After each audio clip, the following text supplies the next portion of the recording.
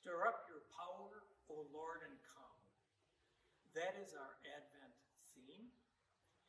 And it comes to us in many, many different ways. But here in this beautiful sanctuary, it comes to us through light, through color, and through foliage.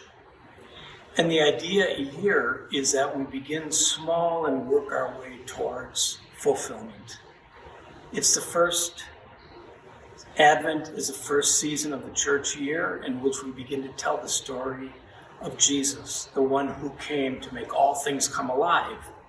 So the mood here is kind of right now waiting. Even now as I'm filming this, it is getting darker. It's only 2 p.m, but winter comes, darkness comes, and yet light is one of the main themes. And so we light Advent candles to begin to pierce the darkness with the expectation of waiting. And beneath these candles is a sign of life, that the light comes in the midst of God's creation. So light is important, darkness and light.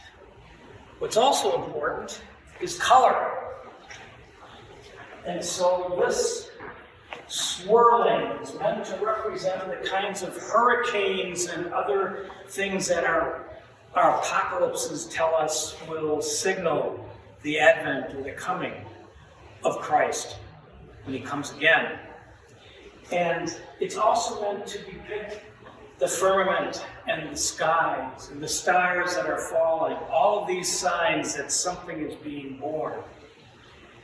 And so that color is picked up, and I will show you on my way out, with the pyramids. So you see this, stir up your power, O Lord, and come. And that's actually what is written from Psalm 116.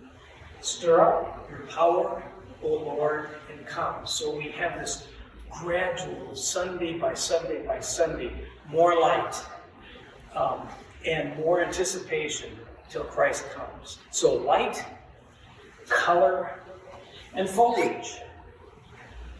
These represent both living foliage that is being swayed by the wind of this hurricane of the second coming, but it also, they're not budding yet.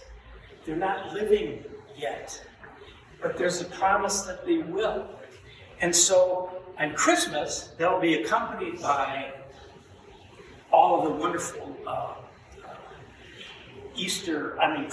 Christmas poinsettias, living things, green things, beautiful things. This is an anticipation of that. And so with the children, we are also anticipating growing the coming of Christ. And so tomorrow,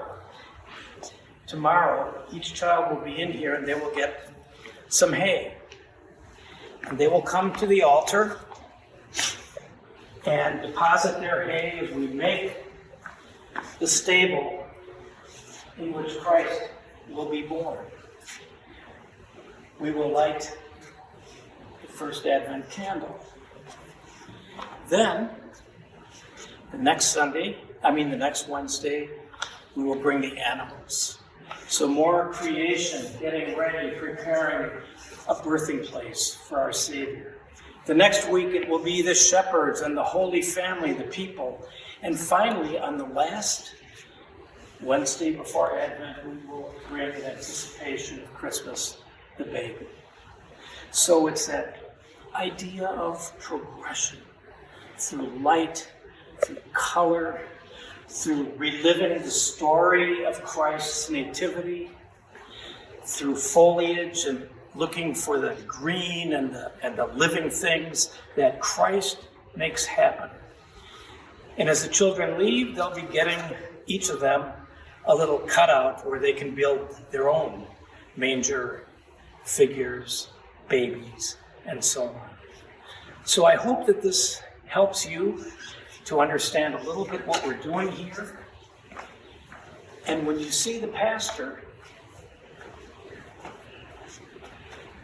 wearing that swirling firmament sign that something new is being born. All of us together as the church, as we have for centuries, say, stir up your power, O Lord, and come.